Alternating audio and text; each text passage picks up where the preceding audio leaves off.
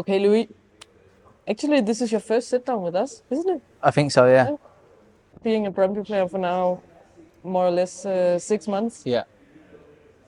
What kind of 6 months has that been for you? Yeah, very enjoyable. I think I didn't really know what to expect. Obviously, an English boy coming to Denmark, to Copenhagen, it's not usual. It seems a bit more usual now, but I think when I come, it was a good change, a change that I wanted. And yeah, as soon as I heard the interest of Brøndby, it was the only place I wanted to go. I saw videos of the club. I knew what the stadium could be like. So yeah, I wanted to be a part of that. And yeah, I'm really happy that I chose Brøndby. Did anything surprise you about Brøndby, about the Danish league?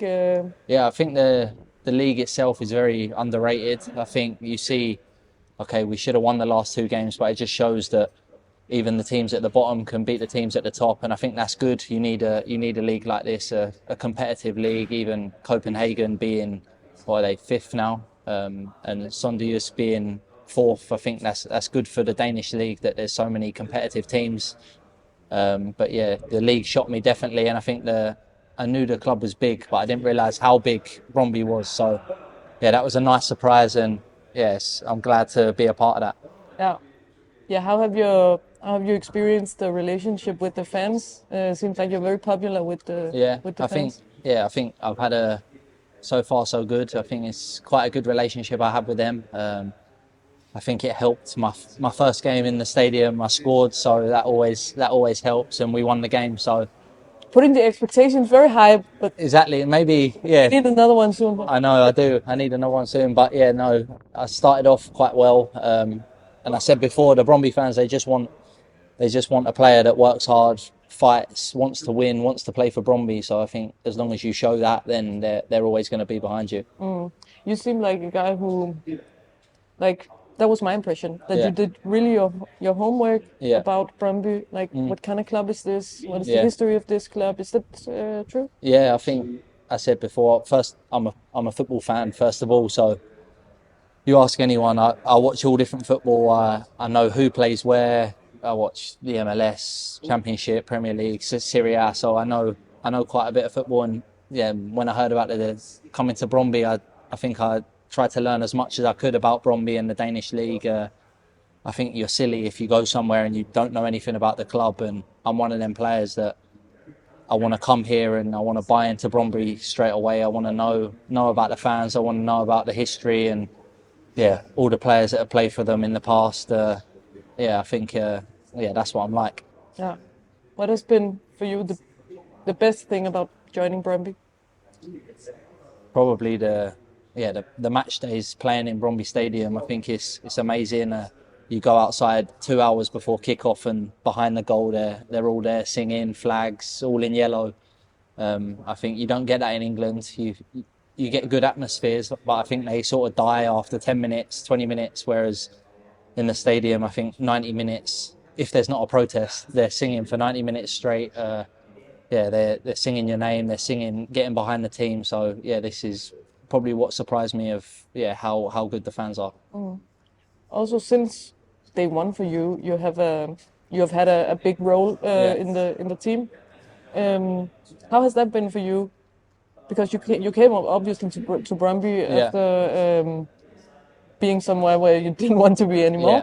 So coming into a team and becoming one of the regular starters. Yeah, that's what I wanted. That's why I come here. I think when I spoke to Benjamin and everyone before I signed, they said that we're signing you because we believe in you, but then ultimately it's down to you to perform, and if you perform then you'll play. So I think I knew that was there if I do well, and I'll stay in the team. And I'm at that age now, 24, where I want to be a big part of the team. I want to one day be a captain. I want to when people look at a team, I want them to say Binks first. I want to be one of them players who's a leader and drives the team. So I think right now I'm in the perfect place to do this. Yeah, so it's important for you that like you can progress also in Brøndby. Usually I talk to players, they're like, I dream of going somewhere. But right now I hear you dreaming about... I don't get me wrong. In Brøndby, of course you have dreams, but... Yeah.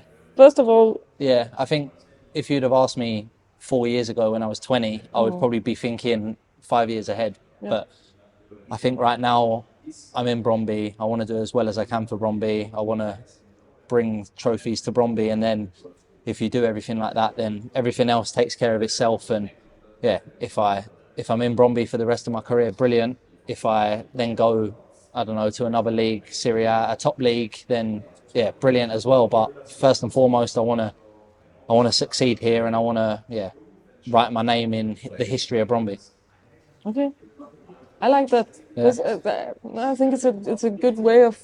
Yeah. It's a good perspective to also stay present. Yeah, I think otherwise you come here and you sort of, the time goes so quick that if you're thinking about other things, you forget that Brøndby even happened. Like in my head, I was in Bologna probably 4 years ago, but when I was in Bologna, not Bologna, say Montreal 5 years ago, and I was looking at other things, and then all of a sudden Montreal was over and I forgot I was in Montreal. So I don't want that to happen here. I don't want to be thinking, when I'm 27, I want to go to Italy, and then all of a sudden I'm 27 and I forget Brøndby. But yeah, I think it's like you say, stay present and try and do as well as you can for Brøndby, and yeah, become a legend here.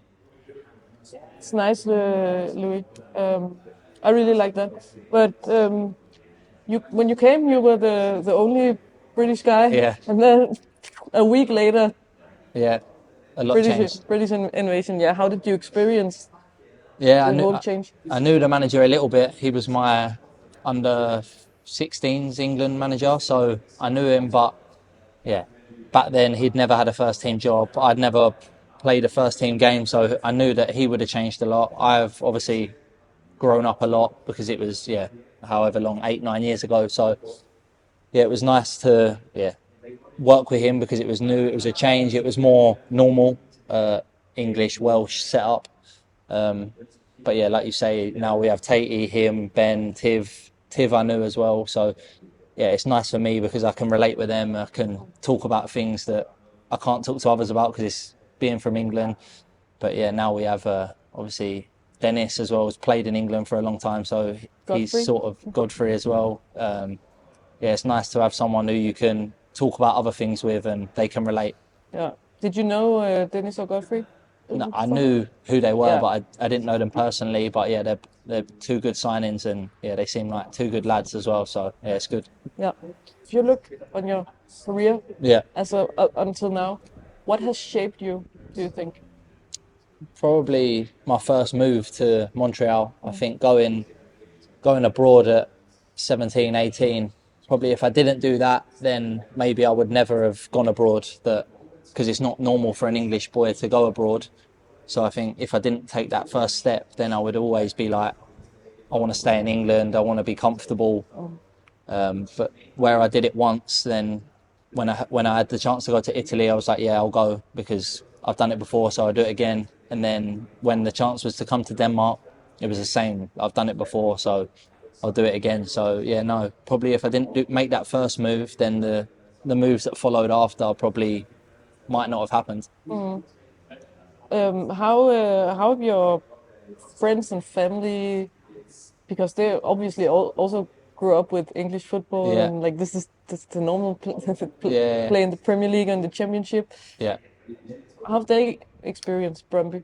Yeah, I think probably when I said Brøndby for the first time, they were probably a bit like, why do you want to go there? Like you're in England, you're English, you know the league, we know the league, we don't really know Denmark. But the more I looked into it, obviously my dad, my uncle, they knew about Brøndby from years ago because obviously it's a big European club like Laudrup, Schmeichel, all these players. But I think the more that they've come out here, watched games, they realise like it's a good league, it's a massive club. So yeah, they come to the derby in Parken, and I think that shows how like fierce the rivalry is. They come to the European Strasbourg games, and I think if you can play in Europe and make the group stages, then why would you not come to a club like Brøndby? Because yeah, the Championship's brilliant, but it's also a tough league. There's so many games, it can get a bit unenjoyable at times. So yeah, I think when they've come and watched games, they realise why I've done it. And my friends come for the Nordsjælland game in Brøndby, and they said they probably saw more football played on that one day than they saw in the whole 50 games I played for Coventry. So yeah, they realised why I'd done it after that day. Yeah. Personal ambitions, like you mentioned before, you want to win something. I want to win something here. I want to be a captain one day. Yeah, whether that's here or wherever. Hopefully here, but yeah, I think just become a leader. I want to play at the highest level possible. I did really enjoy my time in Italy, and I think Serie A is the top league. I don't want to talk about other leagues because I'm here now, but yeah, I want to play as high as I can, whether that's Premier League, Serie A. Because no disrespect, the Danish league isn't there. It's a jump. It's What do you call it? Like it's a step up. I think everyone knows that. That's not me undermining the Danish. We fans, we know it as well. Exactly, yeah. But yeah, number one would be win for Brøndby, win the league, make Europe, become a captain, and then if you do that, I think you're doing everything to then take that jump to the next step, wherever that is. And you had a winter here with many changes also in the squad. Yeah. How has that been?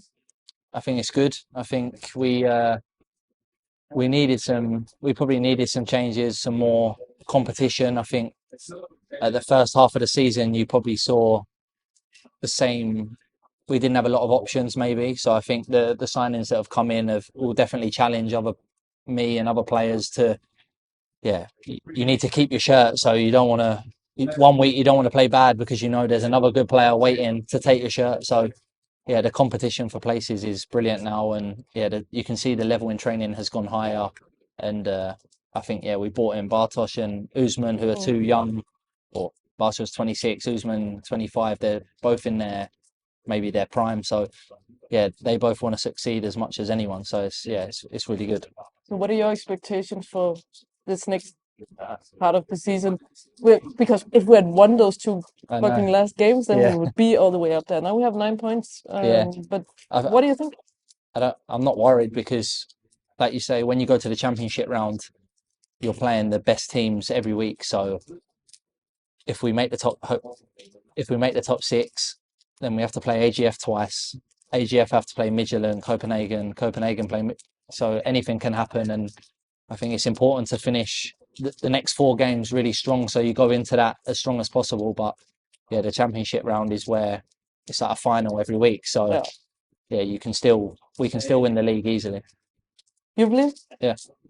If you don't believe, then it's pointless playing. So you believe. I believe in you. Yeah. Okay. Perfect. Thank you, Louis.